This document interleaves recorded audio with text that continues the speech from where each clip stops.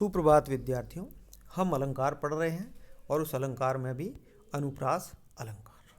हमने अभी तक अनुप्रास के 3 भेदों का उदाहरण सहित अध्ययन किया है। उसमें से छेकानुप्रास, वृत्यानुप्रास और श्रुत्यानुप्रास। छेकानुप्रास 2 बार वर्णों की आवृत्ति, वृत्यानुप्रास 2 से अधिक बार वर्णों की आवृत्ति, श्रुत्यानुप्रास एक स्थान से बोले जाने वाले शब्द। और अब हम चौथा प्रकार जो कि इस अलंकार का है उसका नाम है अंत्यानुप्रास। जब 2 या अधिक शब्दों या वाक्यों या छंदों के चरणों के अंत में अंतिम 2 स्वरों की बीच के व्यंजन सहित आवृत्ति हो, यदि हो तो व्यंजन कहने का था। अंत्यानुप्रास अंत में वो आवृत्ति हो। जैसे कोई कविता है, तुकबंदी हम कहते हैं कि तुक मिलाए, वो तुक मिले हुए होने चाहिए, तुकांत हो, वही अंत्यानुप्रास है। अंत में अनुप्रास, तुकांत। अब कविता है, गीत है, वो तुक से ही मिलता है। 2 पंक्तियों का तुक मिलता है। दोहा है, दोहे के अंत में तुक मिलता है, वो तुकांत है। यहाँ उदाहरण हम देख के आपको समझा सकते हैं कि नभ लाली चाली निशा चटकाली धुनी की। यहाँ लाली चाली चटकाली ल, और दुखी बना मंजू मना ब्रजांगना। इसके साथ जिसने हम सबको बनाया, बात की बात में वह कर दिखाया, कि जिसका भेद किसी ने ना पाया। यहाँ बनाया, दिखाया, पाया शब्दों के अंत में बीच के व्यंजन य के सहित अंत के 2 स्वरों आ की आवृत्ति। तो इस प्रकार जब भी तुकांत आवृत्ति होती है, कोई भी छंद हम लिखते हैं, कोई गीत लिखते हैं, कविता लिखते हैं, गजल लिखते हैं, जब तुकांतता आती है वहां पर अंत्यानुप्रास अलंकार होता है। अब ये 4 प्रकार हो गए। कोई विद्वान, अब एक और प्रकार है लाटानुप्रास। इसने इसको 2 नंबर पे डाला और 1 को अनुप्रास। लेकिन जो लेखक, कुछ विद्वान इसको अनुप्रास का ही भेद मानते हैं और कुछ विद्वान इसको अलग भी मानते हैं अलंकार। लेकिन हम मान सकते हैं कि एक अनुप्रास का ही भेद है, उसी के तरह का अलंकार है, पर इसमें थोड़ा अर्थ अलग है। यह भी शब्दालंकार, हम शब्दालंकार पढ़ रहे हैं। अनुप्रास संपूर्ण जो है वो शब्दों का अलंकार है। अगर इसमें कुछ शब्द उधर उधर हो जाएं या उसके पर्यायवाची रख दें तो वहां पर यह अलंकार नहीं रहेगा।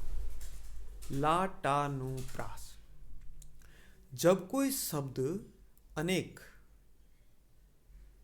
बार आए, 2 या 2 से अधिक बार भी आ सकता है, अर्थ प्रत्येक बार एक ही हो परंतु अन्वय प्रत्येक बार भिन्न हो। अर्थात या तो भिन्न शब्द के साथ हो या यदि एक ही शब्द के साथ हो तो भिन्न प्रकार हो। कहने का तात्पर्य है कि कोई शब्द अनेक बार, 2 या 2 से अधिक बार आया है और अर्थ तो एक हो परंतु अन्वय प्रत्येक बार भिन्न हो। हम उदाहरण देखें तब इसको समझेंगे ये क्या कहना चाहते हैं कि हे उत्तरा के धन रहो तुम उत्तरा के पास में। अब उत्तरा तो अर्थ एक ही है। यहाँ उत्तरा के पद 2 बार आया है, दोनों बार अर्थ वही है, पर उसका अन्वय पहली बार धन के साथ और दूसरी बार पास के साथ होता है। हे उत्तरा के धन रहो तुम उत्तरा के पास में। इसी प्रकार पूत का पूत तो क्यों धन संचय, पूत सपूत तो क्यों धन संचय, पूत कपूत तो क्यों धन संचय। इसमें पूत है, तो है, क्यों है, धन संचय है, ये बार बार आए, उनके अर्थ भी एक ही है। लेकिन इनका अन्वय, कहने का मतलब जो इनका जुड़ा हुआ शब्द है, एक बार सपू से जुड़ा है और एक बार कपूत से जुड़ा है। तो यहाँ अर्थ ये है कि पूत सपूत तो क्यों धन संचय। अगर पूत सपूत है तो आप धन का संचय क्यों करते हो। धन का संचय व्यर्थ है क्योंकि वह स्वयं कमा लेगा। और दूसरा इसका अर्थ है पूत कपूत तो क्यों धन संचय। अगर पुत्र कपूत है तो भी धन का संचय करना व्यर्थ है, क्योंकि कितना ही आप संचय कर लोगे तो वह बेच के या खा लेगा या व्यर्थ कामों में उड़ा देगा। तब ये है कि वो जो शब्द हैं 2 बार आया है, पर उसका तो अर्थ एक ही है। यहाँ पूत का अर्थ एक है तो क्यों धन संचय का अर्थ वही है, लेकिन उनका किसी ऐसे शब्द के साथ जुड़ाव रहता है, अन्वय रहता है। यहाँ सपूत और कपूत के साथ रहा तब पूरा अर्थ बदल जाता है। वहां पर होता है लाटानुप्रास। तो यह अनुप्रास पूर्ण होता है। अब एक अलंकार हम पूरा पढ़ चुके हैं। अनुप्रास के 5 भेद माने तो ये लाटानुप्रास भी उसमें शामिल है, क्योंकि यह भी एक शब्दालंकार है। अब हम देखते हैं एक और अलंकार आपके जो पाठ्यक्रम में है, उस दूसरे अलंकार का नाम है आपके पाठ्यक्रम में सम्मिलित यमक। यमक का अर्थ होता है जोड़ा, युग्म।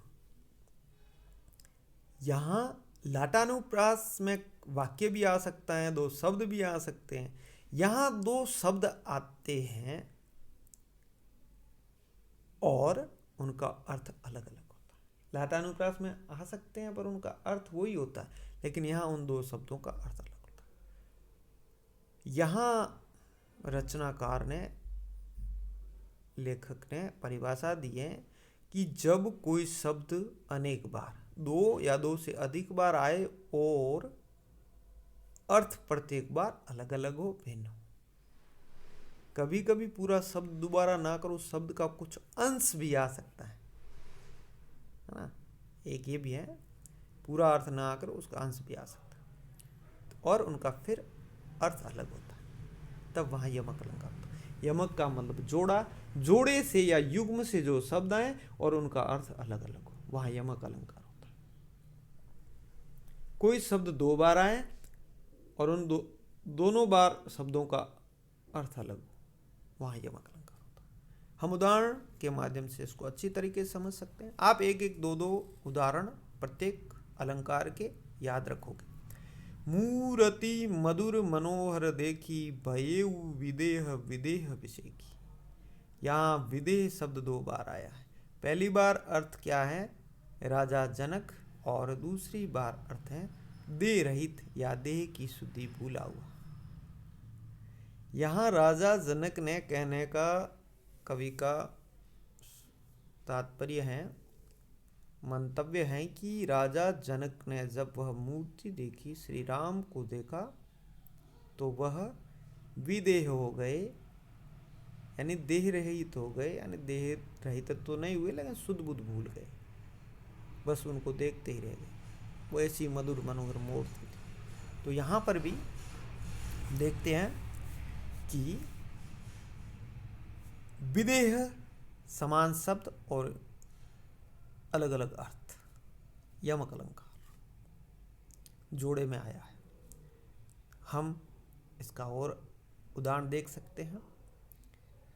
यहाँ भूषण का उदाहरण दिया गया है कि 3 बेर खाती तेवे 3 बेर खाती। यहाँ बेर का मतलब बार और दूसरे बेर का मतलब है फल। ये पूरा एक कवित है, कवित छंद होता है, भूषण ने लिखा है।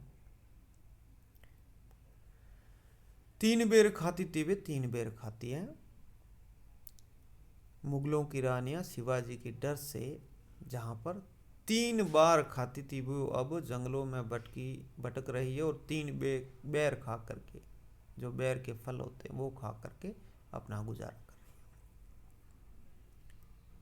है। पूरा ये पद यमक का है। भूषण भनत शिवराज वीर तेरे त्रास, नगन जड़ाती तेवे नगन जड़ाती। भूषण भनत, भूषण कहते हैं कि शिवराज वीर तेरे त्रास, शिवाजी के डर से मुगलों की रानियां नगन जड़ाती तेवे नगन जड़ाती हैं।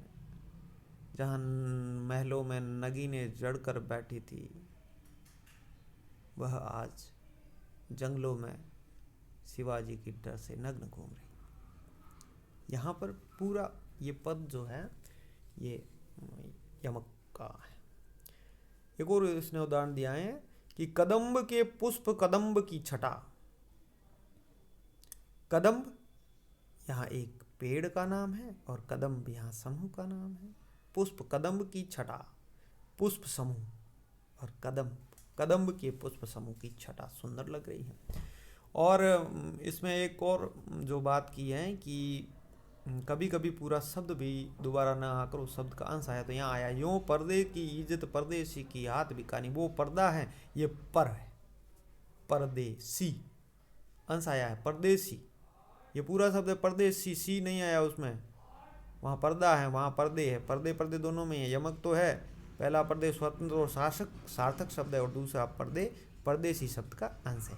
यहाँ पर भी यमक अलंकार हैं, पर सभंग यमक है। यमक के भी कुछ भेद है, यहाँ ये नहीं है, मैं बता देता हूँ। यहाँ सभंग यमक है, यानी भंग करके इसको यमक करते हैं। और वो जो है पहले हमने पढ़े वो अभंग यमक है, उसमें भंग कुछ नहीं करना होता, शब्द को तोड़ना नहीं होता, यहाँ तोड़ना होता है, तब यमक बनता है, पर इनके अर्थ अलग अलग है। यूं पर्दे की इज्जत परदेसी के हाथ बिकानी थी। एक में पर्दा है, एक परदेसी बाहर वाला जो आया था। कुमोदिनी मानस मोदिनी कहीं, यहाँ कुमोदिनी कु निकाल देते हैं, तोड़ देते हैं, तो मोदिनी मोदिनी में यमक है। पहला मोदिनी कुमोदी शब्द का अंश है एवं दूसरा स्वतंत्र शब्द है, इसी अर्थ है प्रसन्नता देने वाली। कुमोदिनी मानस मोदिनी, यह कुमोदिनी है, कमलिनी है, यह मन को मोहने वाली है, प्रसन्नता देने वाली। इसी प्रकार यह सबंग देखिए, आयो सखी सावन विरह सर सावन, लगियो हैं बरसावन सलिल चहुं ओर थे। यहाँ सावन सावन सावन पर सर और बर को तोड़ते हैं, तब सावन, और सबका अर्थ ही अलग है। एक तो सावन महीना है, एक सर सावन प्रसन्न कर रहा है, एक बार सावन बरस रहा है, सलील चहुं ओर थे, पानी जल बरस रहा है। आयो सखी सावन, सावन में आई नित कल पाता है मुझे कांत होके, जिस बिन कल पाता है नहीं प्राण मेरा, बसन देहु ब्रज में हमें बसन देहु ब्रजराज। उसी प्रकार लाल दुपट्टा मलमल का कि दिल मेरा मलमल गया, कि सारंग ले सारंग चली सारंग पुगो आए, सारंग ले सारंग दरियो सारंग सारंग माए। यहाँ सारंग पहले का अर्थ घड़ा है, दूसरे का सुंदरी, तीसरे का मेघ या वर्षा, चौथे का वस्त्र, पांचवें का घड़ा, छठे का सुंदरी, सातवें का सरोवर। अब देखो जरूरी नहीं कि 2 बार ये शब्द आए हैं, 7 बार यहाँ आया है और इनका अर्थ अलग अलग है, तो यहाँ यमक अलंकार है। कितना सुंदर है कि घड़ा लेकर सुंदरी चली और उस समय मेघ आ गई या वर्षा आ गई,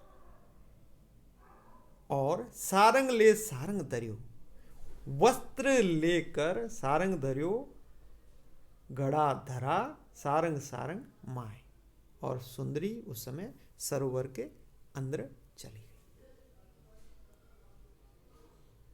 तो इस प्रकार इसका अर्थ है, सारंग ले सारंग धरियो सारंग सारंग माए।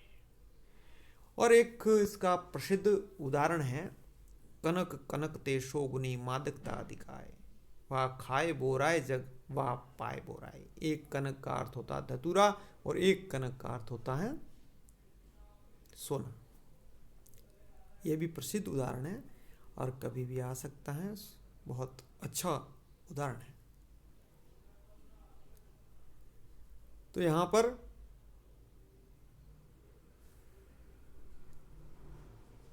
कनक को खाने से नशा होता है, वह खाए बोराए जग, यह तो खाने से बोराता है, वह पाए बोराए, वह सोना पाने से बोरा पागल हो जाता है।